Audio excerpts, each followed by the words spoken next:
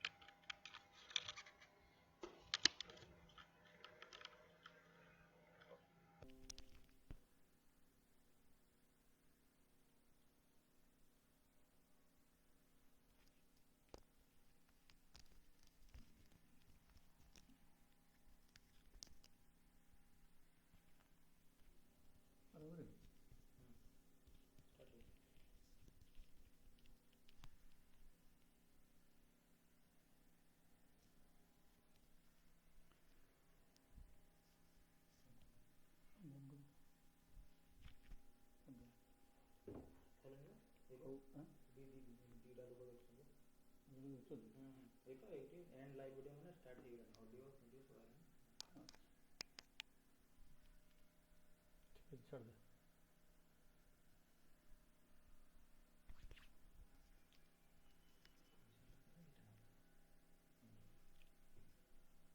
ମା ବାଗ୍ଦେବୀ ବୀଣାଦାୟିନୀ ଉପସ୍ଥିତ ସମସ୍ତ ସାହିତ୍ୟ ପରିଷଦର ବନ୍ଧୁଗଣ, ଆଜି ପବିତ୍ର ଗୁରୁ ପୂର୍ଣ୍ଣିମା ଏବଂ ବ୍ୟାସଦେବଙ୍କର ଜୟନ୍ତୀ। ଏହି ଆଷାଢ଼ ପୂର୍ଣ୍ଣିମାକୁ ଆମେ ଗୁରୁ ପୂର୍ଣ୍ଣିମା ହିସାବରେ ଗ୍ରହଣ କରିଛୁ। ଆମର ଅନ୍ୟତମ ଉତ୍ସବ। ଭାରତବର୍ଷରେ ବ୍ୟାସଙ୍କୁ ହିଁ ଗୁରୁମାନଙ୍କର ପ୍ରତିନିଧି ହିସାବରେ ନିଆଯାଇଛି। ତାର ପ୍ରଶଂସା କରି ଗୀତାରେ କୁହାଯାଉଛି, ନମସ୍ତୁତେ ବ୍ୟାସ ବିଶାଳ ବୁଦ୍ଧେ ଫୁଲ୍ଲାର ବିନ୍ଦା ୟତପତ୍ର ନେତ୍ର ଜୈନ ତୁୟା ଭାରତ ତୈଳପୂର୍ଣ୍ଣ ପ୍ରଜ୍ୱଳିତ ଜ୍ଞାନମୟ ପ୍ରଦୀପ। ବିକଶିତ ପଦ୍ମପତ୍ର ସଦୃଶ ଚକ୍ଷୁ ବିଶିଷ୍ଟ ହେ ମହାବୁଦ୍ଧି ବ୍ୟାସଦେବ, ଯିଏ ତୁମ ଦ୍ୱାରା ଏଇ ମହାଭାରତ ରୂପକ ତୈଳ ଦ୍ୱାରା ଯେଉଁ ଜ୍ଞାନମୟ ପ୍ରଦୀପ ସୃଷ୍ଟି କରାଯାଇଛି, ଏଇ ଯେଉଁ ଜ୍ଞାନମୟ ପ୍ରଦୀପକୁ ବା ତମକୁ ଆମେ ନମସ୍କାର କରୁଛୁ। ବ୍ୟାସଙ୍କର ବର୍ଣ୍ଣନା ମଧ୍ୟ ସେଇଥିରେ କୁହାଯାଇଛି, ବ୍ୟାସାୟ ବିଷ୍ଣୁରୂପାୟ ବ୍ୟାସାୟ ବିଷ୍ଣୁରୂପାୟ ବିଷ୍ଣୁରୂପାୟ ବ୍ୟାସୋଏ ନମୋ ୟେ ବ୍ରହ୍ମବିଦହେ ବଶିଷ୍ଠାୟ ନମୋ ନମଃ।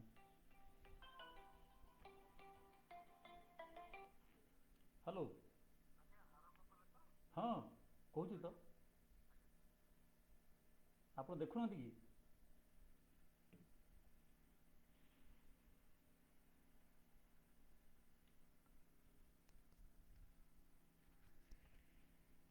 ବ୍ୟାସଙ୍କର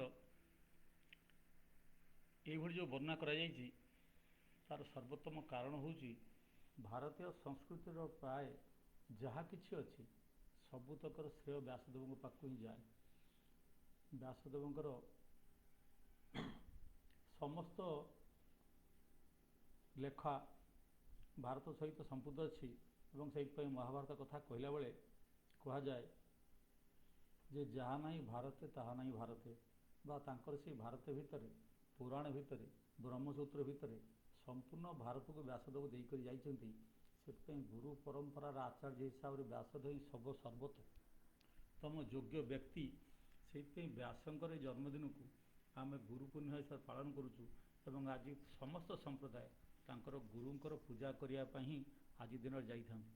ଯଦି ସଦ୍ଗୁରୁଙ୍କର ଆଜି କେହି ଶୁଣିଥିବ, ସେ କହୁଥିଲେ ଯେ ଆଜି ଦିନରେ ଉତ୍ତରାୟଣ ଶେଷ ହୋଇଯାଉଛି, ଦକ୍ଷିଣାୟନ ଆରମ୍ଭ ହେବ।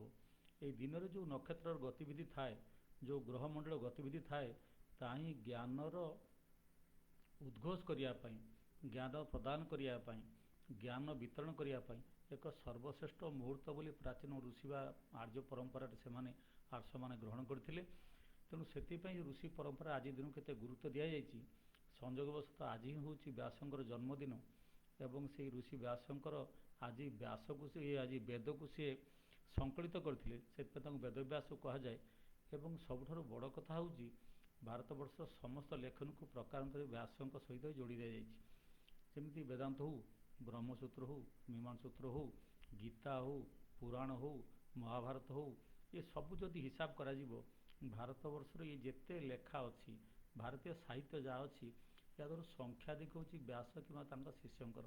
ସେଥିପାଇଁ ବ୍ୟାସଙ୍କର ଏହି ପରମ୍ପରାରେ ଏଇ ଯେଉଁ ସାହିତ୍ୟିକ ଅଭିବ୍ୟକ୍ତି ବା ସାହିତ୍ୟିକ ଆମର ଯେଉଁ ପରମ୍ପରା ଅଛି, ଏ ସାହିତ୍ୟର ପ୍ରାୟ ସବୁଠାରୁ ଅଧିକାଂଶ ଭାଗ ବ୍ୟାସଙ୍କର ହିଁ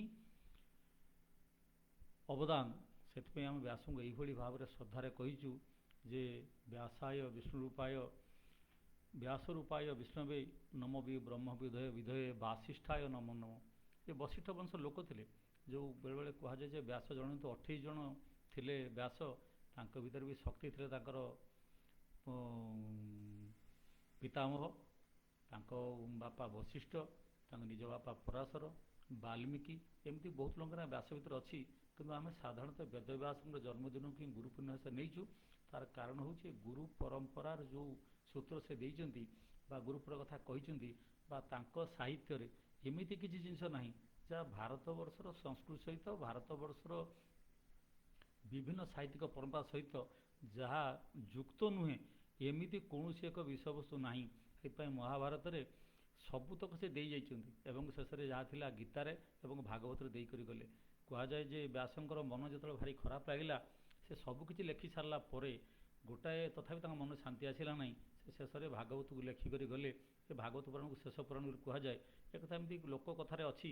ତା ସତ୍ତ୍ୱେ ମଧ୍ୟ ଭାଗବତ ଆଉ ଗୀତା ଆଉ ମହାଭାରତ ଏ ତିନିଟାକୁ ଯଦି ଆମେ ମିଶାଇଦେବା, ଯେତେ କିଛି ଜ୍ଞାନ ଅଛି ଏ ସବୁ ସେଇଠି ଅଛି।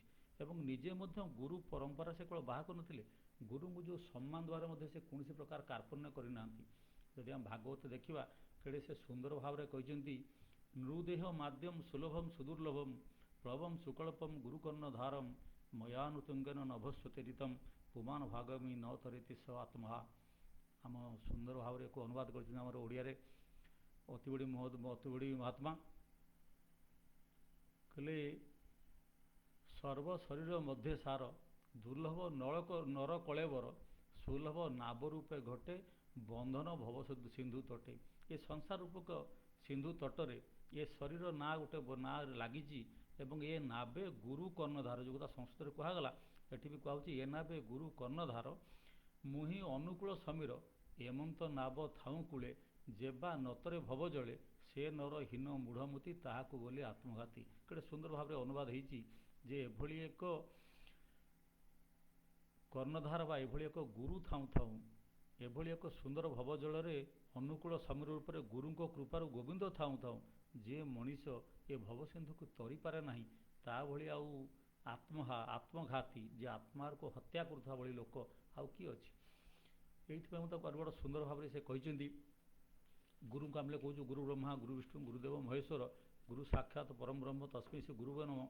କିନ୍ତୁ ତାକୁ ଆହୁରି ସୁନ୍ଦର ଭାବରେ ସେ କହିଛନ୍ତି, ଆଚାର୍ଯ୍ୟ ମାଙ୍ଗ ବିଜାନିୟାନାମ ମଧ୍ୟମେତି କର୍ମ ନୀତି ନ ମର୍ତ୍ତ୍ୟ ବୁଦ୍ଧ୍ୟା ହୁଏତ ସର୍ବଦେବମୟ ହୋଇ ଗୁରୁ। ଏବଂ ଅନୁବାଦରେ ଆମେ ଯଦି ଦେଖିବା ବଡ଼ ସୁନ୍ଦର କହିଲେ, ସାକ୍ଷାତ ଗୁରୁ ଯେ ଈଶ୍ୱର ଗୁରୁଙ୍କୁ ନମଣିବ ନର କେବେ ମାନେ ଗୁରୁଟି ସର୍ବଦେବମହେ ମୁହିଁ ବସଇ ଗୁରୁ ଦେହେ ଏ ଘେନି ଗୁରୁ ଭଗବାନ ସେ ନୁହେଁ ମନୁଷ୍ୟ ସମାନ। ତେଣୁ ଗୁରୁଙ୍କର ଏଇ ଯେଉଁ ଚିନ୍ତନ ବେଦବ୍ୟାସ ଦେଇକରି ଯାଇଛନ୍ତି, ମୋତେ ପୂଜିବ ଗୁରୁ ଦେହେ ମୋତହୁ ଗୁରୁ ଭିନ୍ନ ନୁହେଁ ବା ମୋଠୁ ଗୁରୁ ଅଲଗା ନୁହେଁ। କବୀରଦାସ ବଢ଼ିଆ କହିଲେ ଯେ ଗୁରୁ ଗୋବିନ୍ଦ ଦୋ ଖଡ଼େ କାକୁ ଲାଗେ ପାଏ ବଲିହାରୀ ଗୁରୁ ଆପନେ ଦିଅ ଗୋବିନ୍ଦ ମୁଝେ ଦେଖାଏ।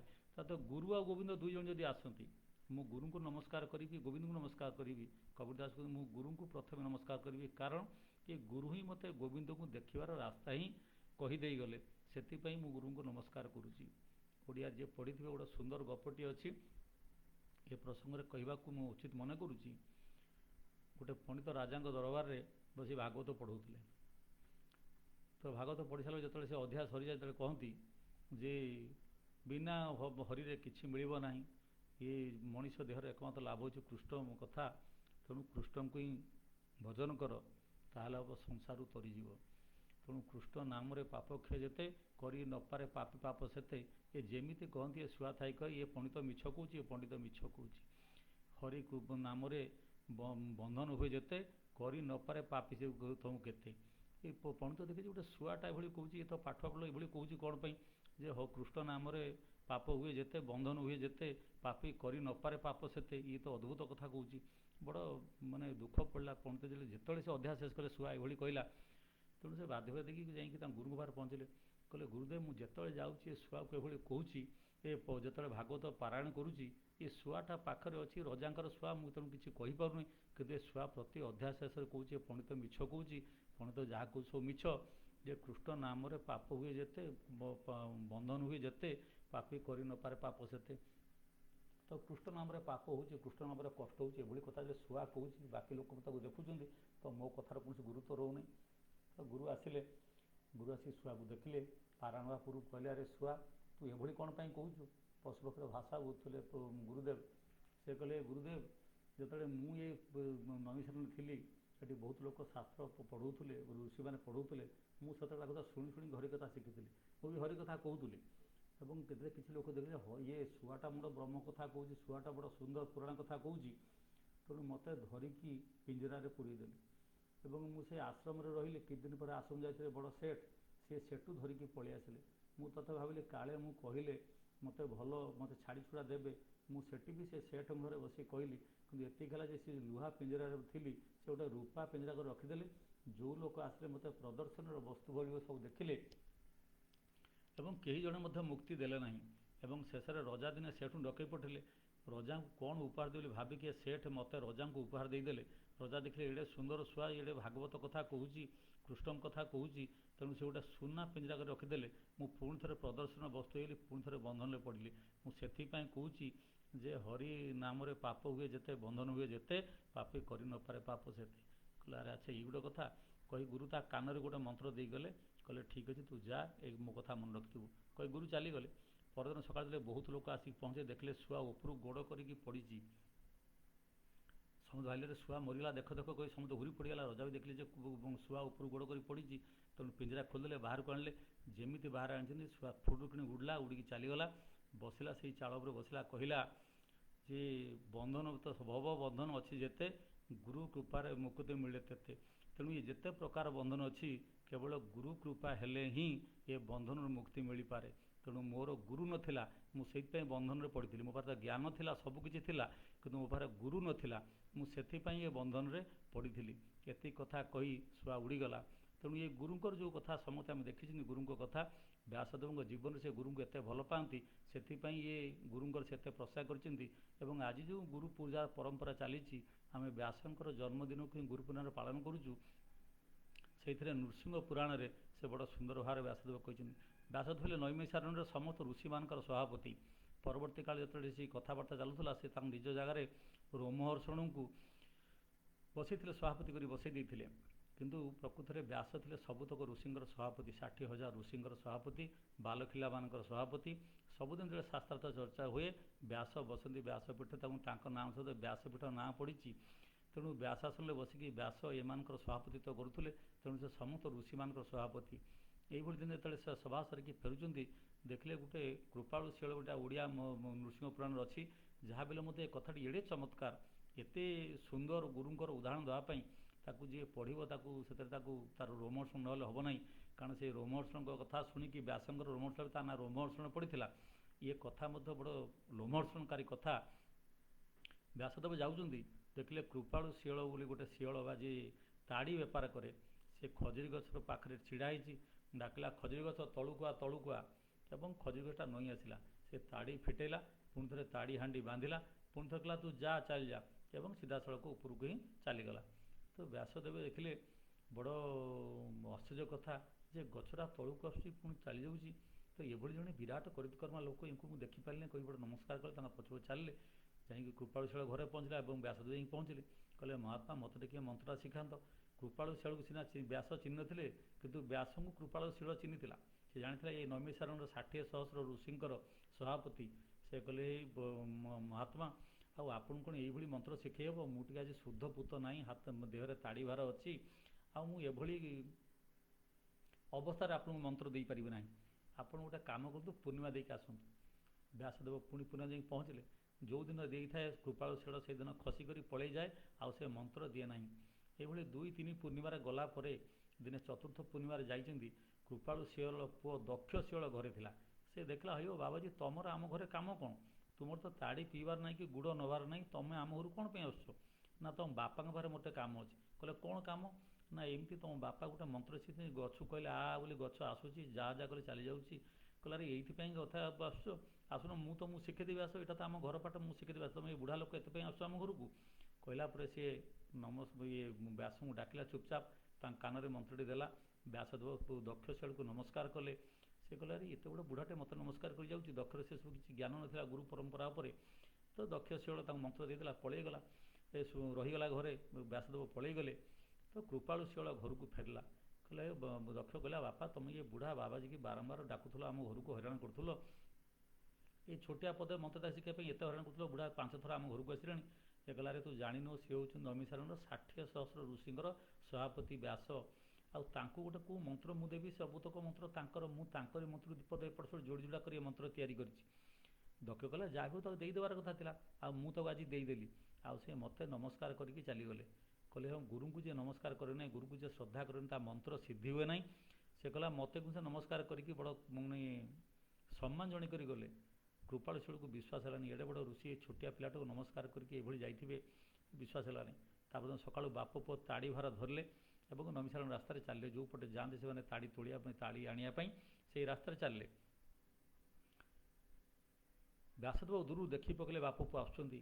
ସେ ଋଷିମାନେ କହିଲେ, ଋଷିମାନେ ରୁହ, ମୋ ଗୁରୁ ଆସୁଛନ୍ତି। ଏବଂ ନିଜେ ତାଙ୍କୁ କମଣ୍ଡଳୁ ଧରିକରି ବାହାରିଗଲେ, ପାଣି ଧରିକରି ବାହାରିଗଲେ, କୁଶ ଧରିକରି ବାହାରିଗଲେ। ଯେ ଦେଖି ପକେଇଲେ ଦକ୍ଷଙ୍କୁ ନମସ୍କାର କଲେ, ତାଙ୍କ ପାଦରେ ପାଣି ଝାଡ଼ିଦେଲେ ଏବଂ ପୋଛିଦେଲେ ଏବଂ ସେ ପାଣି ନିଜ ମୁଣ୍ଡରେ ଛିଞ୍ଚେଇ ପଡ଼ିଲେ। ଦକ୍ଷକୁ ତ ବାଟ ତା ବାପା କହିଲେ ଏଭଳି ବିରାଟ ଲୋକ ବୋଲି, ଦକ୍ଷ ସେତକୁ ଆସୁଥିଲା, ଭୟ ଆସୁଥିଲା। ଦକ୍ଷ ସେଠି କହିଛି ବଡ଼ ସୁନ୍ଦର ଭାବରେ, ଯେ ନୃସିଂହ ପୁରାଣ ପଢ଼ିଥିବେ, ସେ ଲେଖିଛି ବଡ଼ ସୁନ୍ଦର ଭାବରେ, ପଦେ ମାତ୍ର ମନ୍ତ୍ର କୁହ ବ୍ୟାସପରା ଋଷି, ଧୋଇ ମୋର ପାଦ ପାଣି ଶିରେ ହେଲେ ଛିଞ୍ଚି। ଯେ ମୁଁ ମାତ୍ର ପଦେ ମାତ୍ର ମନ୍ତ୍ର ଶିଖେଇଥିଲି, ଏ ଶହ ଶହ ବହି ଲେଖିଥିବା, ହଜାର ହଜାର ଶିଷ୍ୟ ପ୍ରଶିଷ୍ୟ କରିଥିବା, ହଜାର ସଂହିତାରେ ବ୍ୟାଖ୍ୟା କରିଥିବା ଏଭଳି ଲୋକ ଏଇ ପଦେ ମାତ୍ର ମନ୍ତ୍ର ପାଇଁ ମୋ ଗୋଡ଼କୁ ଧୋଇକରି ପାଣିକି ନେଇକି ମୁଣ୍ଡରେ ଛିଞ୍ଚି ହେଲେ, ଆହା ମୋ ଭାଗ୍ୟ ଧନ୍ୟ ହୋଇଗଲା। ତ ଗୁରୁଙ୍କୁ କିଭଳି ଭାବରେ ସମ୍ମାନ ଦିଆଯାଏ ବେଦବ୍ୟାସ ସେ କଥା କହିଛନ୍ତି। ଏବଂ ସେଇଥିପାଇଁ ହିଁ ବେଦବ୍ୟାସଙ୍କର ଜନ୍ମଦିନକୁ ଆମେ ଗୁରୁ ପୂର୍ଣ୍ଣିମା ହିସାବରେ ଗ୍ରହଣ କରୁଛୁ।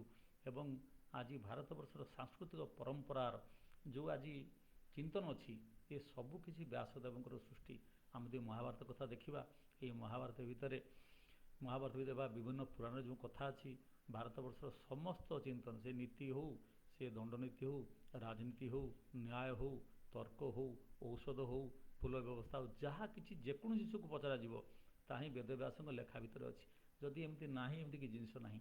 ଏବଂ ବଡ଼ ସୁନ୍ଦର ଭାବରେ ଗୁରୁସୂତ୍ର କୁହାଯାଏ ପାଇଁ ଧ୍ୟାନ ମୂଳମ୍ ଗୁରୋର ମୂର୍ତ୍ତି, ପୂଜା ମୂଳମ୍ ଗୁରୋର ପାଦମ୍, ମନ୍ତ୍ର ମୂଳମ୍ ଗୁରୋର ବାକ୍ୟ, ମୋକ୍ଷ ମୂଳମ୍ ଗୁରୁ କୃପା। ତେଣୁ ଯେତେବେଳେ ଏ ଗୁରୁଙ୍କ ବିନା ଗୁରୁରେ କିଛି ହୁଏ ନାହିଁ। ଯଦି ଧ୍ୟାନ କରିବାର ଅଛି ତ ଗୁରୁଙ୍କ ମୂର୍ତ୍ତିକି ଧ୍ୟାନ କର।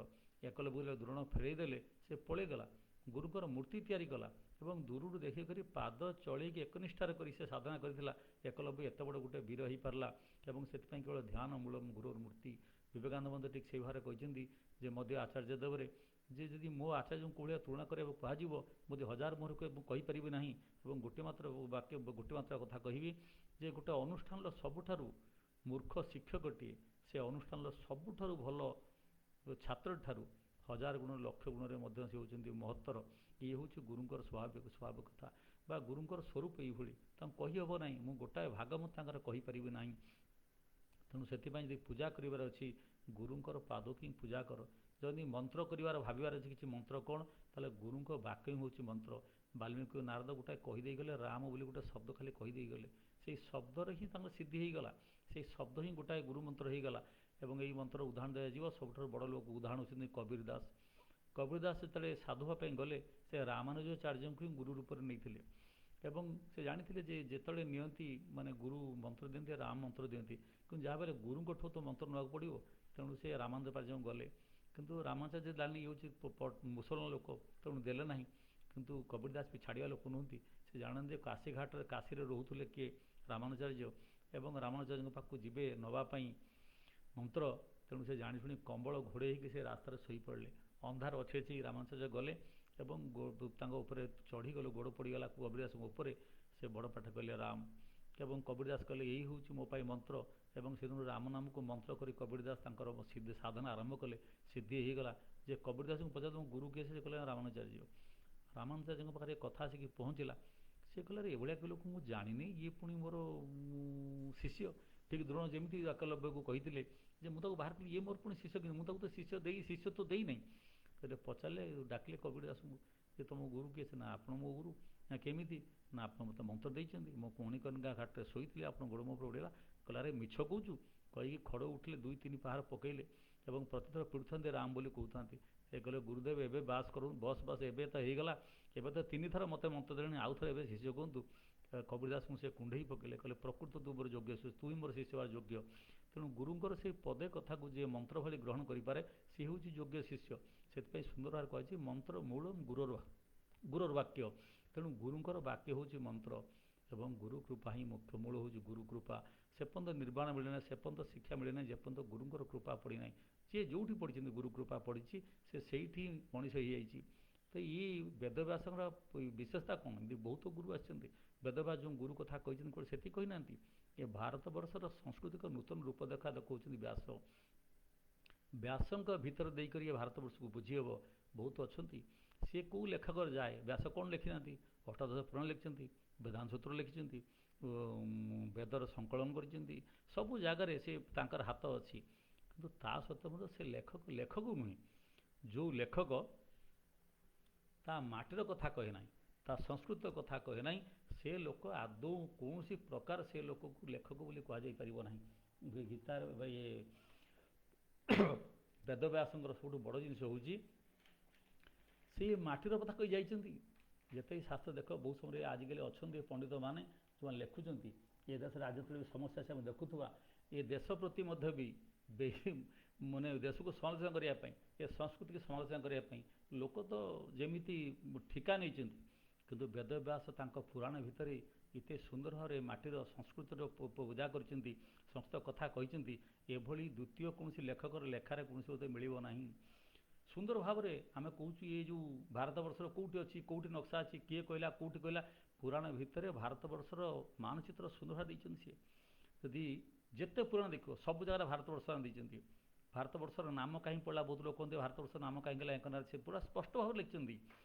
ଭରଣାଚ ପ୍ରଜାନାମ ବଇ ମନୁର ଭରତ ଉଚ୍ୟତେ ନିରୁକ୍ତ ବଚନାଚୈବ ବର୍ଷତତ୍ ଭାରତମ୍ ଶ୍ରୁତମ୍ ନାଚ ସ୍ୱର୍ଗଚ ମୋକ୍ଷଚ ମଧ୍ୟସ୍ଥାପି ଶ୍ରୁତମ୍। ତା ତ ଭରଣାତ ରକ୍ଷଣାଚୈବ ମନୁ ଭରତ ଉଚ୍ୟତେ। ଇଏ ରାଜା ହିସାବରେ ପ୍ରଥମେ ମନୁ ଆସିଲେ ଏବଂ ସେ ପ୍ରଥମ କରି କହିଲେ ଯେ ପ୍ରଜାଙ୍କର ରକ୍ଷଣ ଏବଂ ତାଙ୍କର ଭରଣ, ଏ ଦୁଇଟା କାମ ହେଉଛି ରଜାର କର୍ତ୍ତବ୍ୟ। ରଜା ପ୍ରଜାମାନଙ୍କର ପୂର୍ତ୍ତି କରିବ, ତାଙ୍କର ଯେଉଁ ଆବଶ୍ୟକତା ପୂରଣ କରିବ ଏବଂ ତାଙ୍କର ଧନ ଜୀବନ ରକ୍ଷା କରିବ। ଏ ଭରଣ ଆଉ ରକ୍ଷଣ, ଏଇ ଦୁଇଟା କାମ ହେଉଛି ରାଜାର ପ୍ରଥମ କାମ। ସେଥିପାଇଁ ମନୁ ଯେଉଁ ପ୍ରଥମେ ଥିଲେ ତାଙ୍କୁ ଭରଣାତ ରକ୍ଷଣ ଚୈବ ମନୁରୁ ଭରତ ଉଚ୍ୟତେ। ଏହି ଭରଣ ରକ୍ଷଣ ପାଇଁ ମନୁକୁ ହିଁ ଭରତ କୁହାଯାଏ ଏବଂ ମନୁଙ୍କର ଶାସିତ ରାଜ୍ୟ ଯେଉଁ ଥିଲା ସେ ତାର ନାଁ ସେଇ ଦିନଠାରୁ ଭାରତ ପଡ଼ିଗଲା। ତେଣୁ ସେ ଭରତ ନାମ ଯେ ମନୁଙ୍କର ଯେଉଁ ଭରତ ନାଁ ଥିଲା ସେ ଅନୁସାରେ ଦେଶର ନାଁ ଭାରତ ହେଇଛି। ଏବଂ ଏ ଭାରତ ପୁଣି କେମିତି ଯେ ସ୍ୱର୍ଗ ଆଉ ମୋକ୍ଷ ଯେଉଁଠି ଅଛି, ସ୍ୱର୍ଗ ଆଉ ମୋକ୍ଷ ପ୍ରାପ୍ତିର କଥା ଯେଉଁଠି ଥାଏ ସେଇଠି ଆସନ୍ତି। ଏବଂ ସେଇଠି ବ୍ୟାସକରେ ଶୁଣା କହିଲେ ଅତ୍ର ଜନ୍ମ ସହସ୍ରାଣାମ ଶହସେଇ ରଫି ସପ୍ତମ କଦାଚିତ ଲଭତେ ଜନ୍ମ ମନୁଷ୍ୟା ପୂର୍ଣ୍ଣ ସଞ୍ଚୟାତ। ମଣିଷର ଯେତେବେଳେ ପୁଣ୍ୟ ସଞ୍ଚୟ ହୁଏ, ଭୟଙ୍କର ପୁଣ୍ୟ ସେ ଲାଭ କରେ ଏବଂ ଅର୍ଜନ କରିଥାଏ, ସେତେବେଳେ ସହସ୍ର ଜନ୍ମ ଗଲା ପରେ ଲୋକ ଭାରତବର୍ଷରେ ଜନ୍ମ ହୁଏ।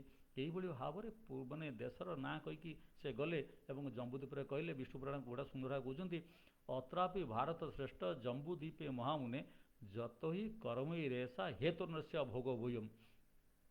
ତାର ଏଇ ଜମ୍ବୁଦ୍ୱୀପ ଭିତରେ ଭାରତବର୍ଷ ହେଉଛି ଶ୍ରେଷ୍ଠ।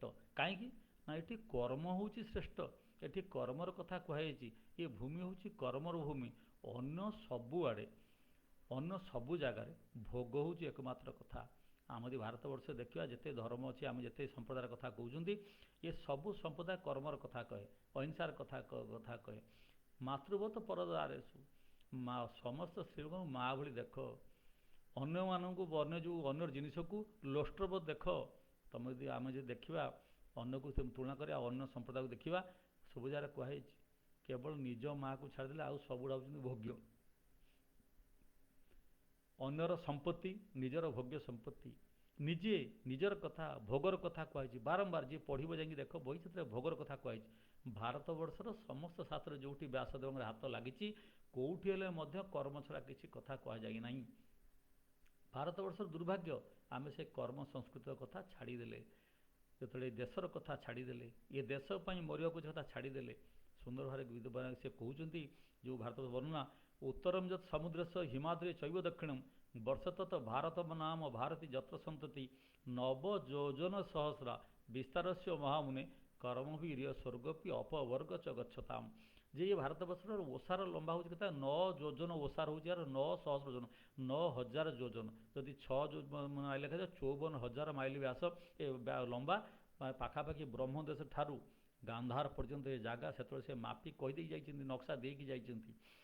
ଏବଂ ଉତ୍ତର ସମୁଦ୍ରସ୍ୟ ଏ ସମୁଦ୍ର ଉତ୍ତର ଭାଗରେ ହିମାଦ୍ରି ତ ମେରୁପର୍ବ ତିବ୍ବତର ଯେଉଁ ମଝି ଭାଗ ଅଛି ସେଇଥିରେ ଯେଉଁ ସୁବର୍ଣ୍ଣ ଦ୍ୱୀପ ସୁବର୍ଣ୍ଣ ଭୂମି ଅଛି ସୁବର୍ଣ୍ଣ ଭୂମି ମାନେ ସେ ଜାଗା ହେଉଛି ମାନସରୋବର ସେଇଠାରୁ ଏ ସମୁଦ୍ର ପର୍ଯ୍ୟନ୍ତ ତାକୁ ଯେତେବେଳେ ଯେଉଁ କେତେମାଳ ବର୍ଷ କୁହାଯାଉଛି ଏବଂ ବ୍ରହ୍ମଦେଶ ଠାରୁ ଏପଟେ ଗାନ୍ଧାର ପର୍ଯ୍ୟନ୍ତ ଇଏ 9,000 ଯୋଜନ ଲମ୍ବା ଭାରତବର୍ଷର ମାନେ ଭାରତବର୍ଷ ମାନଚିତ୍ର ବା ଭାରତବର୍ଷର କ୍ଷେତ୍ରଫଳ ଇଏ କଥା ଦେଇକି ଯାଇଛନ୍ତି ବ୍ୟାସ। ଏବଂ ପୁଣି କହିଲେ ଗାୟନ୍ତି ଦେବା ଗୀତ କାନି ଧନ୍ୟାସ୍ତେ ଭାରତ ଭୂମି ଭାଗେ ସ୍ୱର୍ଗାପ ବର୍ଗା ସ୍ପଦମାର୍ଗ ଭୂତେ ଭବନ୍ତି ଭୂୟ ପୁରୁଷ ଶ୍ରୋତ୍ୱାତ୍। ଇଏ ଭୂମିର ଗୀତ ଗାୟନ୍ତି କିଏ ନା ଦେବତା ମାନେ ଇଏ ଭାରତ ଭୂମିରେ ରହୁଥିବା ଲୋକମାନେ ଧନ୍ୟ ଧନ୍ୟାସ୍ତେ ଭାରତ ଭୂମି ଭାଗେ ସ୍ୱର୍ଗାପ ବର୍ଗା ସ୍ପଦନ୍ତ ଭୂତେ ଭବନ୍ତି ଭୂୟ ପୁରୁଷା ଶ୍ରୋତ୍ୱାତ୍। ये देश ये जे जन्म हो भारत जन्म हो धन्य ये भारतवर्ष लोक ये देवभूमि धन्य कारण एटा कर्मर भूमि मनुष्य ये निर्वाण बा मोक्ष पाइबापी केवल ये जन्म से मोक्ष पाइब कारण से कर्म मध्यम मोक्ष को दि जाए। ये कर्मर कथा जो वेदर कह निर्वाण बा मोक्ष पूर्व कथा कहुला कर्मर कथा कहगला प्रथम करी वेद व्यास समय ये कथा कहला जे कर्म जी जो अच्छी केवल तुम बाबाजी की पलैब संसार छाड़ी पलैब तुम मोक्ष पाइब नुहे कर्म करी मनुष्य मोक्ष पाइपे निर्वाण पाइपे ये कथा ही वेद व्यास आरंभ कले। तार सबुठु बड़ उदाहरण हूँ भगवत गीता। भगवान कृष्ण अर्जुन को बुझाऊँ अर्जुन कथा तुम देखा कहीं भगवान वेद व्यास भगवान कह भगवान वेद व्यास कहीं गुरुत्व अच्छी मनुष्य जीवन प्रति ये प्रथम लोक जिते अच्छा साधु सन्त मांकर बही पढ़ा जाऊ कौटी कर्मर कथा कहनी काम कले ही जड़े लोक मोक्ष पाइपे से जो कर्म करू भागवत भितर आ भगवत गीता भितर कहुई जे जो प्रकार काम कर भिकारी ठार आरंभ कर क्षत्रिय ब्राह्मण पर्यंत जे जो काम कर निष्ठापूर्वक करे भगवान को समर्पण करी करे तार गोटे मार्ग से बतैले तुम्हें जी जो जमी काम कर तुम मोक्ष मिल तुमको साधना मिल तुम भावना यहाँ हीन कर्म तुम भावना जे कर्म छाड़ी केवल ब्राह्मण हो तुमको मोक्ष मिल ना जी जो जमी अवस्था कर्म करुच से कर्म तुमको मोक्ष मिल एभली एक कर्मर सिद्धांत से देकर गले और कहीकरी गले ये कर्मर भूमि हूँ भारत तेणु कर्म छाड़बार ना एवं स्पष्ट भाव कर्म भूमि रियम स्वर्ग अपवर्ग ही गच्छता ये भूमि कर्मर भूमि एक कर्मभूमि बोली से कहीकरी गले और अन्य कौन शास्त्र देख कौटी एभली कथा लिखा जाए जे कर्मर प्राधान्य कौटी करें शास्त्र मान सब मोक्ष कहुई ये संसार निरानंदमय दुखर कामनार विनाश दुखर विनाश सब तो कहते छाड़ी पड़ ये केवल गोटाए लोक जी कहले ना जी जोटी अच्छ जमी अच्छ से जगार तुम गुरु साहाय्य तुम कर्मर कुशलतार तुम ही मोक्ष पाइपर एवं जोग शब्दर प्रथम व्याख्या से कले जोग कर्मसु कौशलम ठीक भाव कर्म करवा ना हूँ जोग गीता को से कहले जोग शास्त्र बोली तेणु जिते साधु सन्त आम जीवन जो मार्गदर्शन अच्छी व्यासंग भली मार्गदर्शन किए भारत महाभारत भितर भगवत गीता भितर वेदांत सूत्र भितर मनुष्यर काम कले कौन हम प्रत्येक प्रकार कामर उदाहरण से देकी जाइछन्ति एवं प्रत्येक अवस्था मोक्ष पाइपर एभली एक सुंदर कथा से कहीकि जाइछन्ति। तेणु तांकर ये जो विचार अच्छी कर्मर विचार से भारत से कर्मभूमि कही गले जत ही कर्म ही रेशा हे तो नुह भोग भूमि सब जगह भोग कर तुम्हें किंतु मोक्ष पाइबापी कर्म करने यही देश जन्म होगा पड़ो भारत वर्ष से पुण्यभूमि कहीकि गले कर्मभूमि कहीकि गले एवं भागवत महाभारत गीतार जो तीन टाइम मैंने मुख्य पृष्ठभूमि बोली कहवा जे मुख्य लेखा बोली धरवा जो मनुष्य जीवन को प्रेरणा मिल तीन टारे कर्मर कथा कहुई गीतार आम आरंभ देखा गीतार प्रथम अवस्था से कौन कहते ये हो पारे ये कृष्ण कहते बोली किंतु ये व्यासन गथिता ये व्यासंग द्वारा यह संकलित होती व्यास कौन कहले से कहले जे अर्जुन कहते मुझे युद्ध करी ना ଯୁଦ୍ଧ ନକରି କ'ଣ କରିବି? ଭିକାରୀ ହେଇକି ପଳେଇବି, ମୁଁ ପଛେ ସନ୍ନ୍ୟାସୀ ହେଇଯିବି, ଏ ରକ୍ତ ରଞ୍ଜିତ ରାଜଭୋଗ ମୋର ଦରକାର ନାହିଁ। ଏବଂ କୃଷ୍ଣ ଯିଏ ଗୁରୁ ଆଉ ଶିଷ୍ୟ ଯେଉଁ ଦୁଇ ପରମ୍ପରା ସେଠି ଯେ ଭାରତବର୍ଷ ତା କେବଳ ସମ୍ବାଦ, କେଉଁଠି ଶିବ କହୁଛନ୍ତି ପାର୍ବତୀ ଶୁଣୁଛନ୍ତି, କେଉଁଠି ସନକ କହୁଛନ୍ତି ସନକ ଶୁଣୁଛନ୍ତି, କେଉଁଠି ନାରଦ କହୁଛନ୍ତି ବ୍ୟାସ ଶୁଣୁଛନ୍ତି, କେଉଁଠି ନାରଦ କହୁଛନ୍ତି ବସୁଦେବ ଶୁଣୁଛନ୍ତି। ଆମର ସମ୍ବାଦ ପରମ୍ପରା, ବାରମ୍ବାର ପ୍ରଶ୍ନ, ବାରମ୍ବାର ତାର ଉତ୍ତର, ଆମେ ବାରମ୍ବାର ପ୍ରଶ୍ନ ପଚାରି ଚାଲିଛୁ। ଏହାକୁ ଆମର ସମ୍ବାଦ ଭିତରେ ଆମେ ରଖିଥାଉ। ସମ୍ବାଦ ଆମ ଭିତରେ ବାଦ ନାହିଁ, ସମ୍ବାଦ ବେଶୀ ଅଛି। ପରସ୍ପର ଭିତରୁ ଜ୍ଞାନ ଆହରଣ କରିବା, ଏଭଳି ଭାବରେ ସେ ପ୍ରଶ୍ନ ପଚାରୁଛନ୍ତି ଯେ ଉତ୍ତର କୃଷ୍ଣ କ'ଣ କହୁଛନ୍ତି? ଅନାର୍ଯ୍ୟ ଜୁଷ୍ଟମ ସ୍ୱର୍ଗ ମକୀର୍ତ୍ତି କରମ ଅର୍ଜୁନ, ଯେ ତା କର୍ମ ଛାଡ଼ିକରି ପଳାଏ ସେ ହେଉଛି ଅକର୍ମା, ସେ ହେଉଛି ଅନାର୍ଯ୍ୟ, ଯେ କର୍ମ ଛାଡ଼ିକରି ପଳାଏ। କର୍ମସ୍ଥାନ କର୍ମ ଉଠିବାର କରିବାର ଅଛି। ଏବଂ ସେ ନିଜେ ବି କହୁଛନ୍ତି ଯେ ଏମିତି କିଛି କର୍ମ ନାହିଁ ଯାହାକୁ ମୁଁ କରିପାରିବି ନାହିଁ, ତା ସତ୍ତ୍ୱେ ମଧ୍ୟ ଅର୍ଜୁନ ମୁଁ କର୍ମ କରୁଛି। ଏବଂ କର୍ମ କାହିଁକି କରିବା? ଏ କର୍ମ ନିଜର ଶ୍ରେୟ ପାଇଁ କାମ କରିବା, ନିଜର ଶ୍ରେୟ ପାଇଁ, ନିଜର ନିଃଶ୍ରେୟସ ପାଇଁ କର୍ମ କରିବା। ଏବଂ ତେଣୁ କର୍ମକୁ ଛାଡ଼ିକି ପଳେଇବା ଇଏ ହେଉଛି ନିର୍ବାଣ ମାର୍ଗରେ ବାଧା। ତେଣୁ କର୍ମକୁ ଛାଡ଼ିକି ଯିବାର ନାହିଁ। ଏବଂ କୃଷ୍ଣ ତାଙ୍କୁ କହି ଗଲେ ଯେଉଁଠି ଲୋକ ପ୍ରଥମତା କିଭଳି ଅବସ୍ଥା ଥିଲା ଗୀତାରେ, ପ୍ରଥମ ଅବସ୍ଥା କ'ଣ ଥିଲା?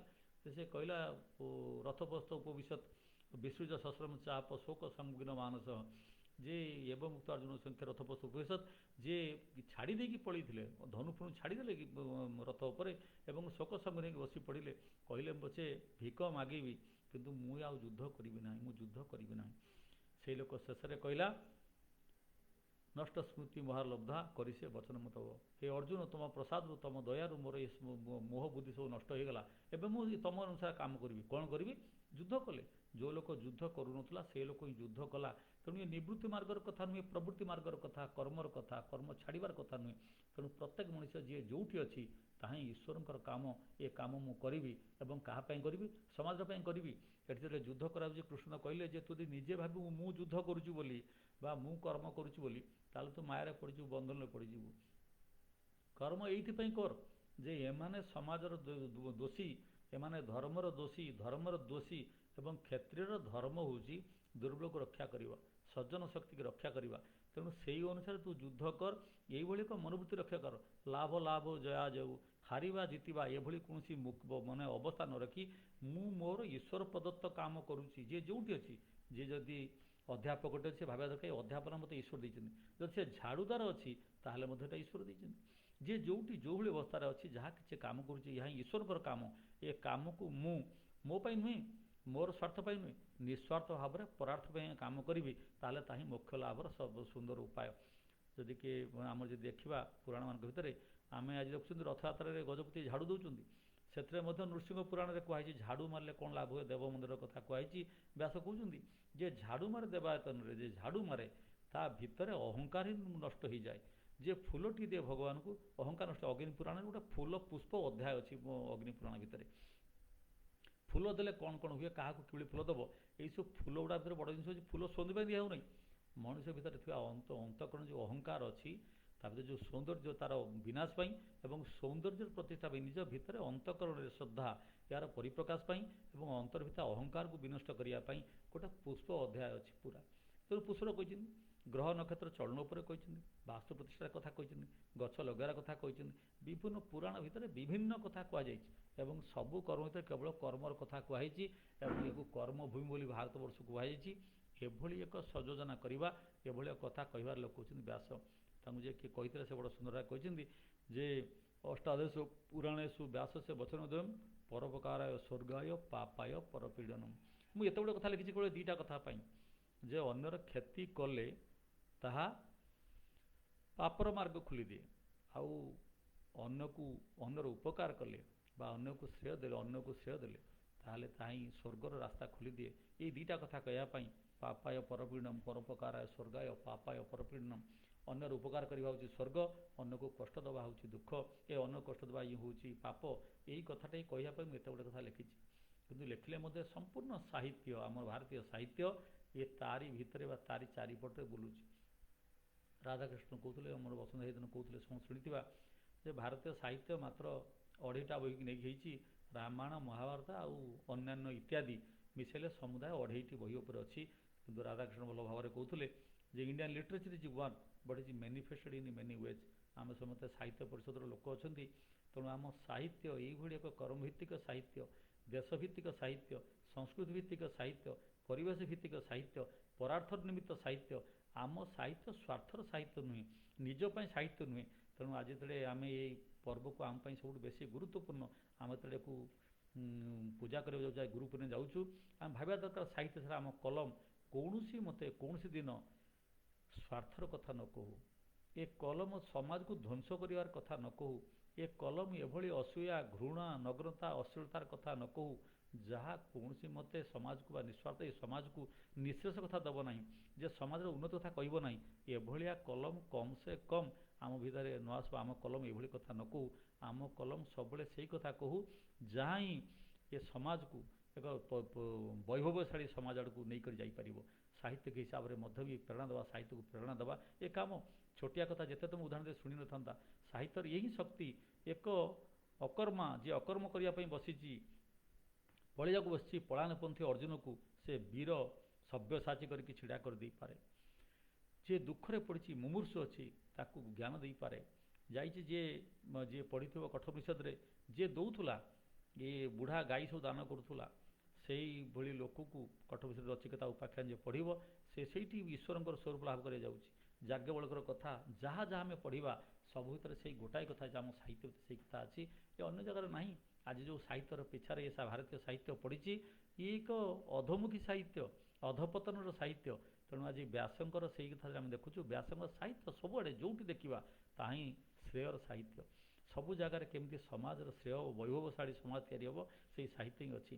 ଆମେ କୃଷ୍ଣ କଥା ଦେଖିବା, ରାମଙ୍କର କଥା ଦେଖିବା, ଏ କଥା ଭିତରେ ସବୁ ଜାଗାରେ ସେଇ କଥା ଅଛି। ବୀରତ୍ୱର କଥା ଅଛି, ପୁରୁଷାର୍ଥର କଥା ଅଛି, ବଚନର କଥା ଅଛି, ବ୍ରହ୍ମଚର୍ଯ୍ୟର କଥା ଅଛି, ନିଷ୍ଠାର କଥା ଅଛି ଏବଂ ସମସ୍ତଙ୍କୁ ସମ୍ମାନର କଥା ଅଛି। ଆମେ ଗୁରୁଙ୍କର ଋଣ, ବାପାଙ୍କର ଋଣ ଆଉ ଦେବତାଙ୍କର 3 ପ୍ରକାର ଋଣର କଥା ବ୍ୟାସ କହିକି ଯାଇଛନ୍ତି। ପ୍ରତ୍ୟେକ ମଣିଷ ଉପରେ, ଜୀବନ ଉପରେ, ମଣିଷର ଜୀବନ ଉପରେ 3ଟା ଲୋକଙ୍କର ଅଧିକାର ଅଛି। ଗୋଟାଏ ହେଉଛି ବାପା ମା', ଗୋଟାଏ ହେଉଛନ୍ତି ଦେବତା ବା ଯିଏ ତୁମକୁ ସଂକଳ୍ପ ଶକ୍ତି ଦ୍ୱାରା ଇଏ ପରିବେଶ ଦେଇଛନ୍ତି। ଆମେ ଜନ୍ମ ହୋଇଗଲୁ, ଆମ ଜନ୍ମ ହେବାକୁ ଚାରିପଟରେ ଆମକୁ ଦେଇଛି ପବନ ଦେଇଛି କିଏ? ଆମେ ଜନ୍ମ ହେବାକୁ ଗାଈକି କ୍ଷୀର ଦେଇଛି କିଏ?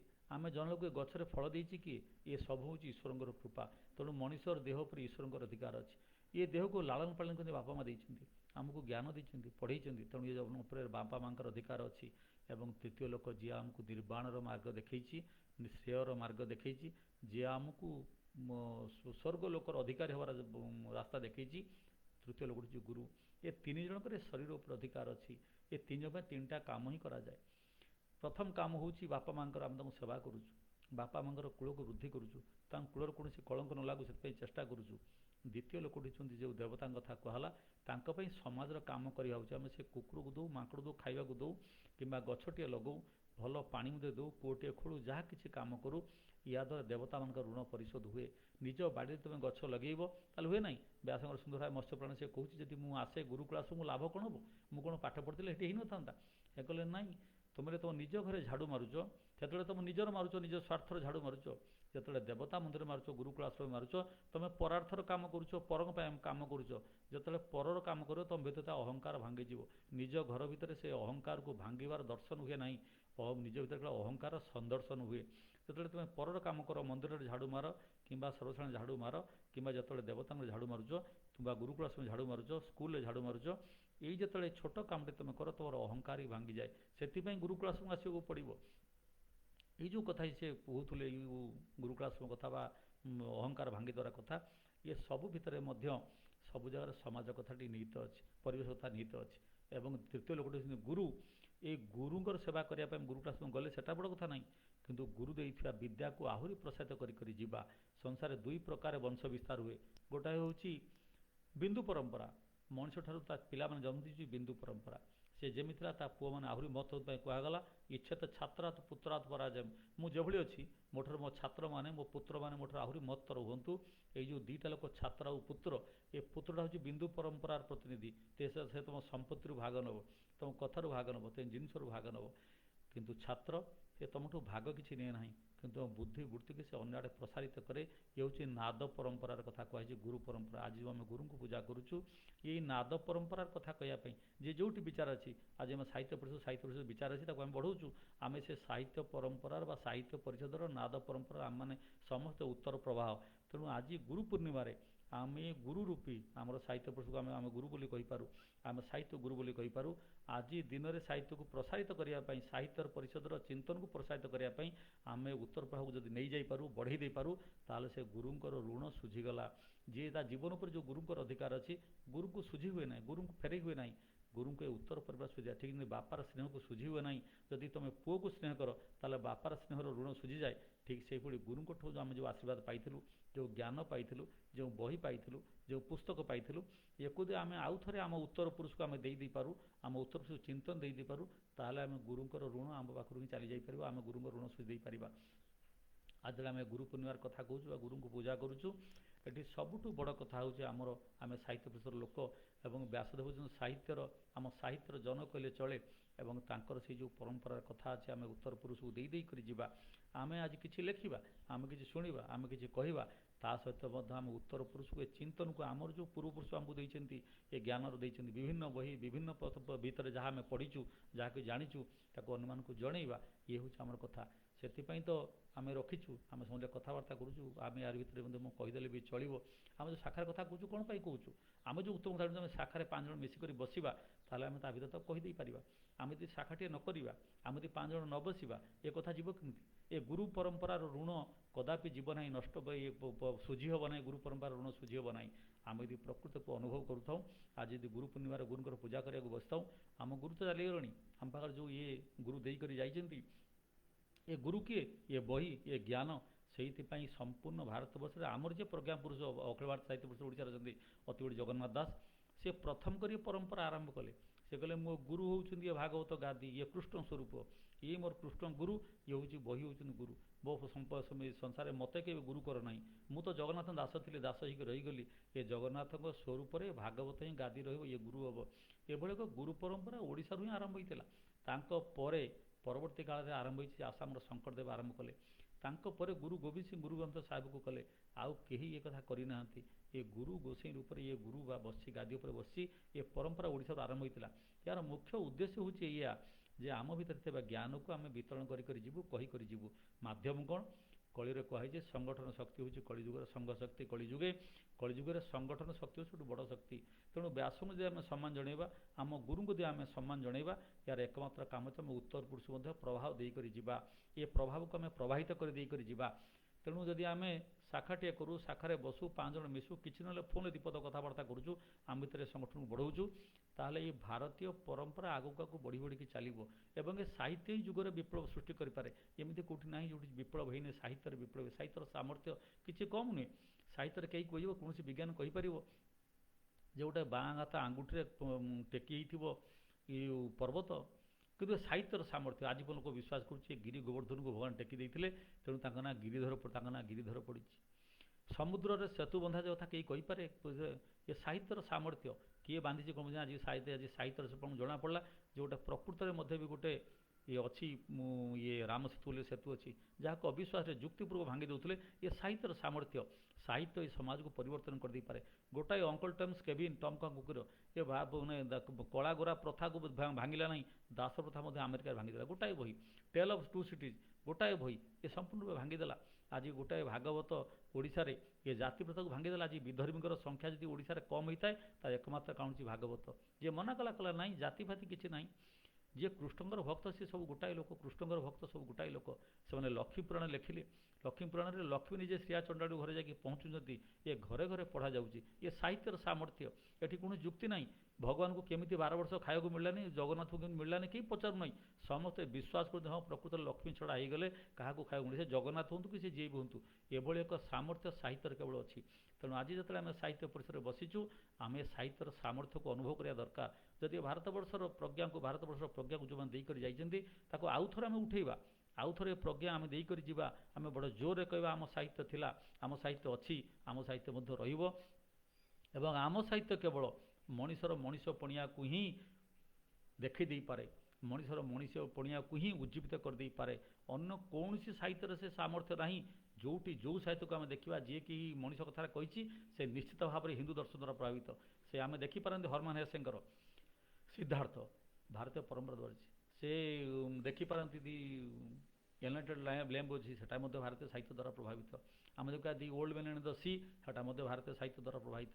ଏମିତି ଯେଉଁ ସାହିତ୍ୟ ଆମେ ଦେଖିବା ଯେଉଁଠି ଦେଖିବା ସେ ସବୁର ପ୍ରକାରାନ୍ତରେ ଭାରତୀୟ ସାହିତ୍ୟ ଅଛି।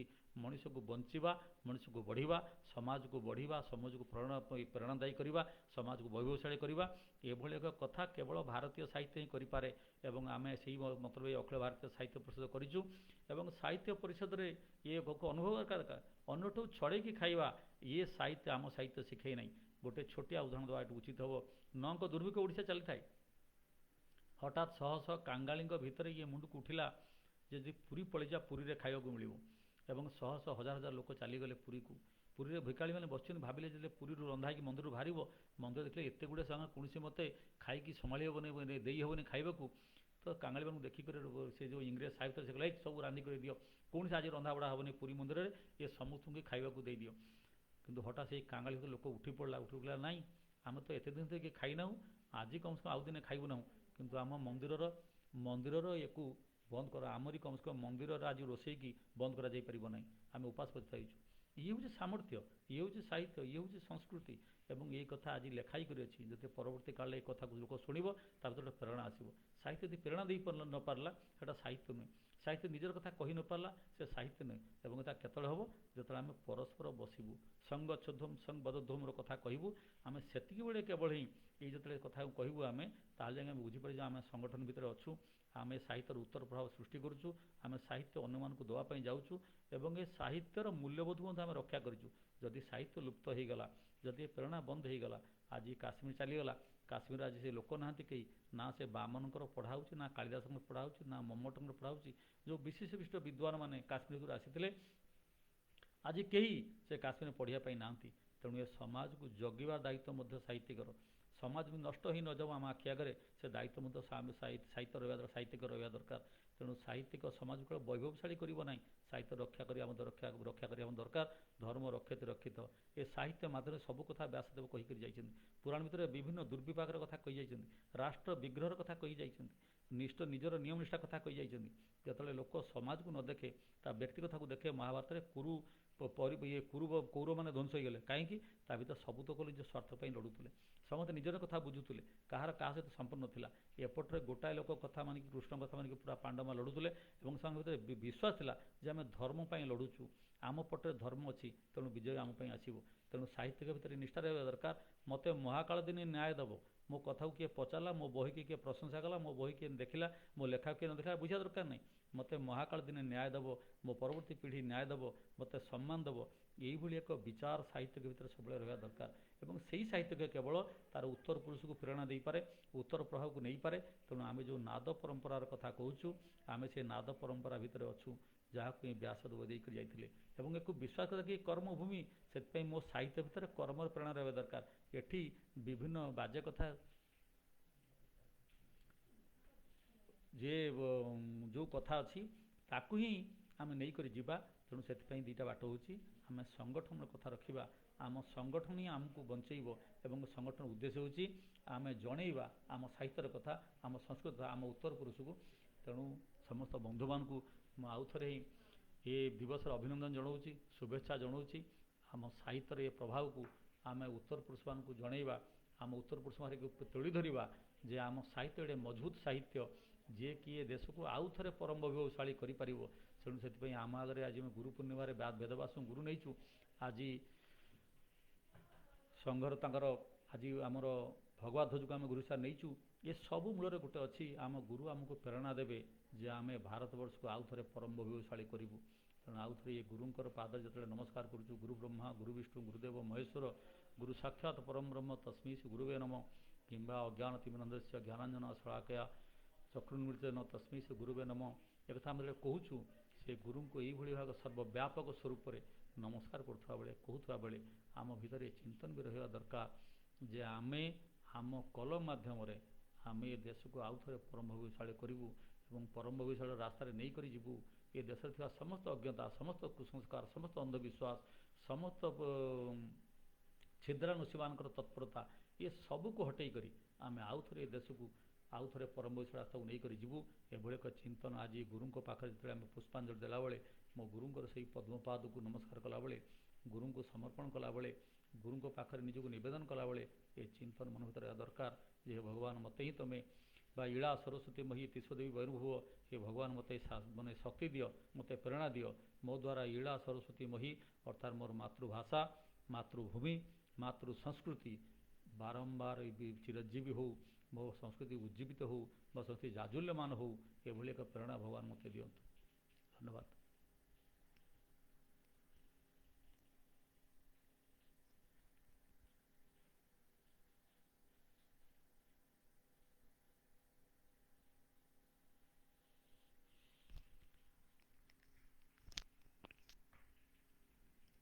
ସାନୁ।